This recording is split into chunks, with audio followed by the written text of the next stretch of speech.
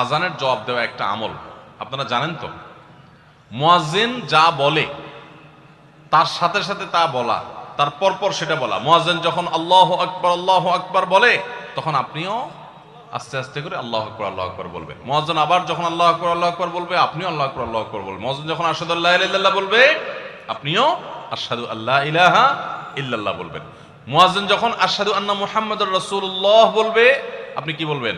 আশহাদু আন্না মুহাম্মাদুর রাসূলুল্লাহই বলবেন। অনেকে সাল্লাল্লাহু আলাইহি সাল্লাম পড়ে, সাল্লাল্লাহু আলাইহি সাল্লাম পড়বেন হলো আযানের শেষে, কিন্তু আযান চলাকালীন আশহাদু আন্না মুহাম্মাদুর রাসূলুল্লাহই বলবেন।